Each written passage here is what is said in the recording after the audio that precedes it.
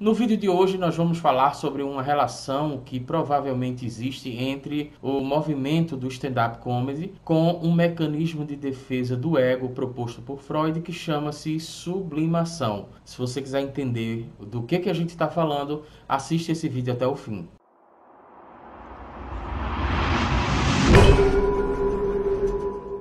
Olá pessoal, sejam bem-vindos a mais um vídeo do nosso canal Marisson Fraga. É um prazer imenso ter você por aqui. Hoje nós vamos falar sobre um mecanismo de defesa psicanalítico freudiano que chama-se sublimação. É uma forma de você aprender um pouco sobre a psicanálise, né?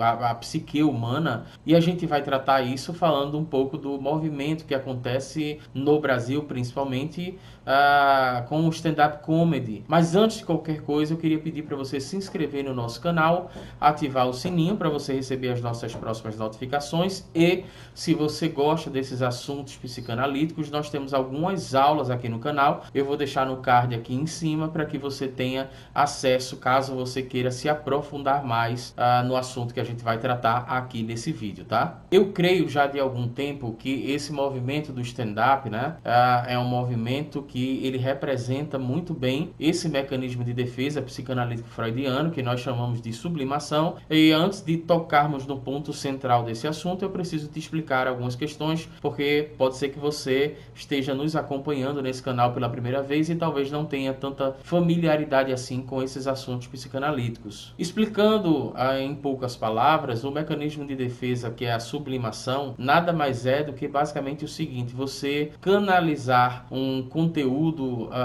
recalcado que tem dentro de você, um conteúdo, na verdade, que está sendo bloqueado, né, pelo seu consciente, ou melhor falando, um conteúdo que o teu ego ele acaba censurando, digamos assim, e aí você acaba canalizando isso para outras atividades, justamente para não ter que atender a demanda do id, né, que é uma parte extremamente instintiva do ser humano.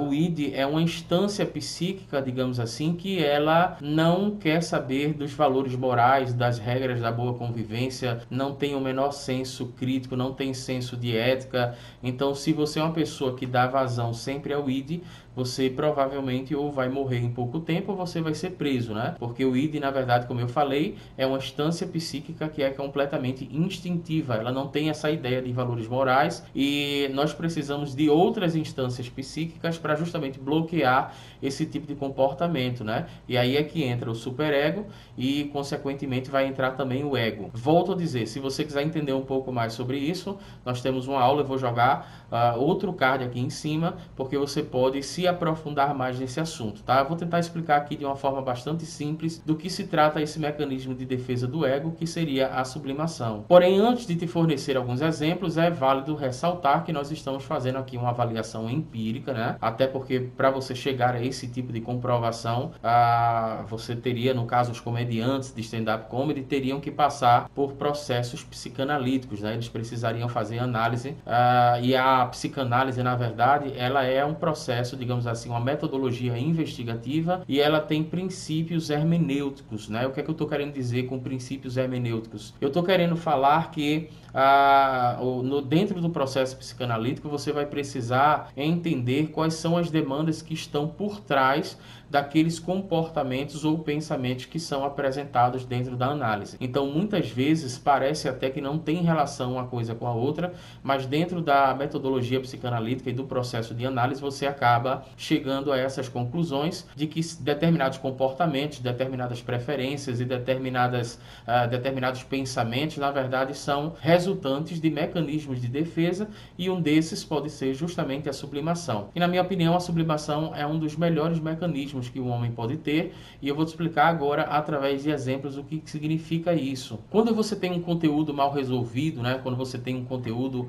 recalcado, né, que foi recalcado, que foi reprimido pelas instâncias psíquicas que fazem esse papel, você vai desenvolver alguns mecanismos de defesa para justamente não ter que se confrontar com aquela situação que a princípio é completamente desagradável, e aí o ego faz de tudo para não ter que se confrontar com essa situação. Daí surgem os mecanismos de defesa, e a sublimação eu vou te dar alguns exemplos agora para você entender do que se trata. Por exemplo, uma pessoa que é workaholic, uma pessoa que é um empresário, por exemplo, bem sucedido, né, que ele controla diversas empresas e ele tem um grande número de funcionários. Na verdade, ele pode ter conseguido conquistar essa atividade, né, comercial justamente porque ele tem uma obsessão de obter controle sobre as outras pessoas. Eu não estou dizendo aqui que todo empresário bem-sucedido, ele é uma pessoa que tem obsessão em obter controle sobre as outras pessoas, mas dentro de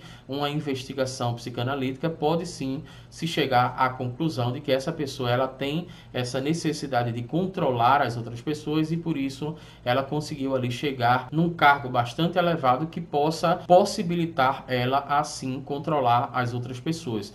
Então não necessariamente isso seria uma coisa ruim. Isso é apenas uma energia, né, um conteúdo recalcado que está sendo canalizado de uma forma que seja moralmente aceita pela sociedade. Um outro exemplo seria o caso de um cirurgião que ele poderia ter ali alguns comportamentos agressivos que estão recalcados e ele não podendo agredir a outras pessoas, ele pode sim desenvolver um desejo, né, que vai fazer com que ele se torne um cirurgião e ele vai buscar se tornar um cirurgião justamente porque dessa forma ele, falando a grosso modo, ele vai poder por exemplo, cortar algumas pessoas, né, fazer intervenções cirúrgicas com bisturi e, de certa forma, isso conscientemente não aparece para ele, mas inconscientemente, através de um processo psicanalítico, é possível chegar a essa conclusão. E aí eu volto a dizer, não é que todo cirurgião ele seja uma pessoa agressiva, mas sim, dentro de um processo investigativo psicanalítico, pode-se chegar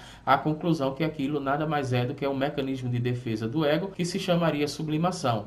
Já que ele não pode agredir as pessoas, ele encontra ali uma forma de canalizar esse tipo de demanda, né, demanda psíquica, para que ele consiga necessariamente atuar dentro da sociedade, satisfazendo um pouco ali aqueles desejos reprimidos, mas de uma forma moralmente aceitável. E por que eu estou falando sobre isso? Nós vamos agora entrar no âmbito do stand-up comedy, principalmente brasileiro, tá? A gente vai focar aqui nessa questão dos brasileiros. Eu acompanho já de muito tempo esses comediantes que fazem shows de stand-up, que eu acho completamente brilhantes, né? São pessoas que constroem suas próprias piadas inéditas. Eles conseguem observar coisas que a maioria das pessoas não conseguem observar e trazer isso através da comédia. Porém, vários deles acabam fazendo piadas com a sua própria vida. Isso é uma coisa muito interessante, tá? Não estou reclamando aqui, nem estou criticando essas pessoas. Eu acho até que é uma forma muito boa de você lidar com os seus traumas. É uma forma muito boa de você lidar com as situações que aconteceram no seu passado e que foram completamente desagradáveis. Então, para citar nome aqui, eu não estou expondo essas pessoas que fazem stand-up comedy, até porque o que a gente vai citar aqui são coisas que eles costumam citar nos seus respectivos shows. O caso, por exemplo, de Afonso Padilha, ele teve um problema na infância em que o pai dele abandonou a família, né? Ele costuma dizer que o pai disse que ia comprar cigarro e nunca mais voltou. Isso provavelmente é uma coisa extremamente desagradável, isso é uma tragédia familiar, isso é motivo de trauma para a maioria das pessoas. Provavelmente ele ficou durante muito tempo traumatizado, entristecido com essa situação, mas enquanto comediante dessa área do stand-up, ele consegue fazer um processo de sublimação ali, né? Ele consegue usufruir, né? Se utilizar de um mecanismo de defesa que seria a sublimação e transformar isso em arte. Então ele costuma fazer muitas piadas, né? Falando sobre a ausência do pai em vários shows, em DVDs dele. Ele consegue fazer muitas piadas. Ele fez até um documentário agora há pouco falando sobre a ausência do pai e ele sempre trata isso de uma forma muito cômica. Volto a dizer, eu não estou criticando aqui, eu estou dizendo que isso inclusive é uma coisa muito positiva e, como eu falei, a sublimação é, na minha opinião, um dos melhores mecanismos de defesa que um ser humano pode ter, porque ele pega um conteúdo que para ele a princípio é um conteúdo doloroso e ele consegue transformar isso em arte, né? Transformar isso, canalizar esse tipo de energia psíquica de uma forma que seja moralmente aceita pela sociedade. Então, o caso da ausência do pai do Afonso Padilha na infância dele, ele consegue transformar em arte, e isso a gente pode considerar de uma forma empírica, inclusive até de certa forma precipitada, porque eu não fiz nenhum processo psicanalítico com ele e também não conheço ele pessoalmente, mas a impressão que eu tenho é que esse é um mecanismo de defesa que seria a sublimação, e isso é um ponto muito positivo. Quando outro comediante, por exemplo, com Rodrigo Marques, né? Rodrigo Marques, ele tem um peso acima do que é considerado como saudável, né? Ele é uma pessoa que tem, digamos assim, ele está acima da média, né, do peso dele. Então, é uma coisa que talvez, a princípio, no interior dele, seja uma coisa que incomoda muito ele, ou em determinado momento da vida dele acabou incomodando muito, e ele consegue transformar isso em piada. Então, você vai ver o Rodrigo Marques em vários shows, ele tratando esse sobrepeso dele como forma de piada, ele faz piada com ele mesmo. Então é uma coisa que eu acho muito interessante, porque seria ali um mecanismo de defesa, que é a sublimação, né? Como a gente já explicou aqui, ele pega um conteúdo que para ele é muito inconveniente, para ele é até de certa forma doloroso, não conheço a infância dele, talvez ele tenha passado aí por um certo bullying na infância por causa do peso, que nós sabemos que isso não deveria acontecer, mas acontece, e aí quando ele está na fase adulta, que ele se torna um comediante, ele consegue transformar isso em arte, ele consegue transformar isso em piada, e seria mais um exemplo de mecanismo de defesa do ego, que seria a sublimação. Você vai ver comediantes que são casados, por exemplo, como é o caso do famoso Fábio Rabin, como é o caso do Di Lopes, né, que é o componente lá dos Quatro Amigos. Eles falam muito, eles brincam muito sobre essa questão de casamento, né? Então eles falam muito, porque todo casamento tem conflito, todo casamento tem períodos difíceis, todo casamento tem situações desagradáveis, crises, né, que as pessoas atravessam, e aí eles pegam essas situações desagradáveis, muitas vezes incômodas, talvez alguns deles já pensaram em se divorciar, mas eles acabam transformando isso em arte e construindo um texto dentro do stand-up comedy para justamente canalizar esse tipo de energia psíquica que poderia ser recalcada, ou provavelmente está recalcada, né? Há um desejo de separação ali, que ele fica sempre em conflito, não sei, mas o que acontece é que eles conseguem canalizar esse tipo de energia psíquica, esse tipo de demanda psíquica, para transformar isso em piada. E aí, novamente, é mais um exemplo do mecanismo que seria a sublimação. Eu já vi também o Emerson Ceará, ele falando sobre casamento. Se eu não me engano, ele está no terceiro casamento agora, e de fato ele faz uma piada com ele, que ele diz que ele se chama, o apelido dele seria Minha Casa e Minha Vida, né? Porque cada divórcio que ele enfrentou, ele acabou perdendo um apartamento, né? Então ele transforma isso em piada. É óbvio que foi um processo doloroso, sim, todo divórcio é uma pequena tragédia, ninguém sai do divórcio da mesma forma que entrou no casamento, as pessoas saem com certos traumas, inseguranças, e é preciso muita força para você conseguir reagir a esse tipo de demanda emocional, a essa pequena tragédia, como eu falei. Então ele consegue transformar hoje isso em piada, provavelmente por um mecanismo que é a sublimação, que aí seria moralmente aceito, né? Ele fala sobre uma coisa que incomoda, que ainda talvez incomode ele, não sei, mas ele consegue transformar isso em piada e sorrir da sua própria tragédia, né? Da sua própria história de vida, e principalmente de períodos que foram extremamente traumáticos. E eu poderia citar vários comediantes aqui, na verdade, né? Os comediantes, eles são pessoas extremamente conflituosas, né? Comediantes que têm problemas com drogas, você vê isso com muita frequência. Comediantes que falam abertamente que eles consomem muita bebida alcoólica, que eles utilizam drogas que até então são ilícitas, e eles falam isso de uma forma muito aberta. Alguns pontos são interessantes aqui a gente ressaltar.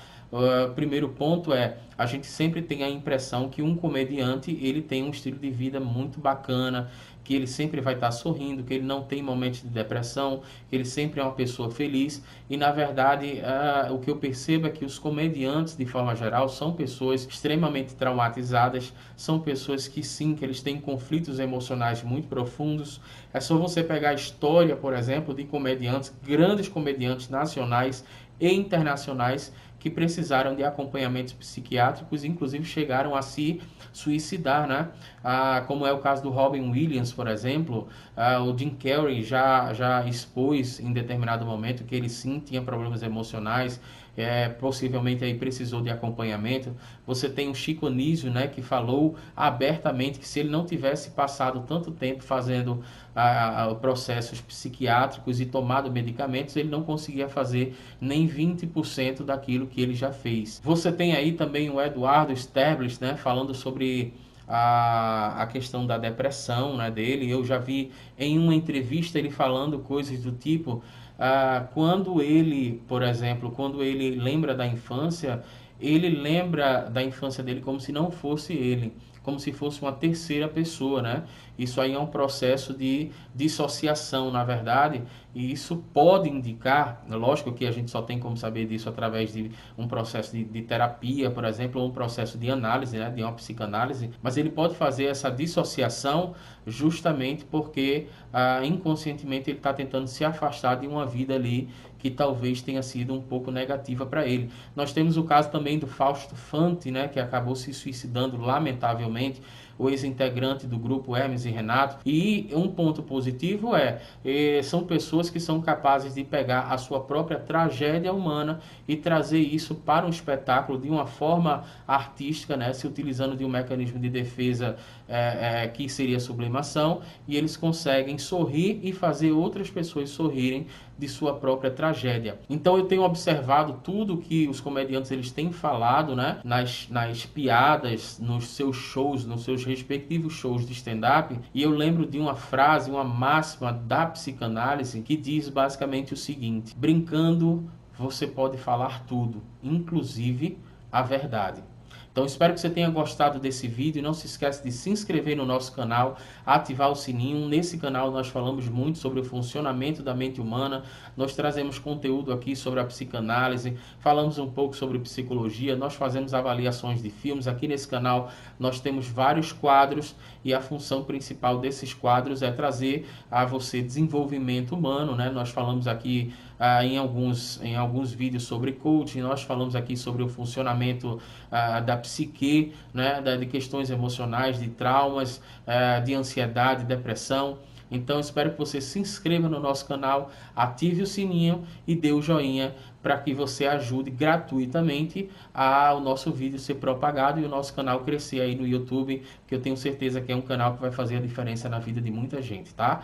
Forte abraço e até o próximo vídeo.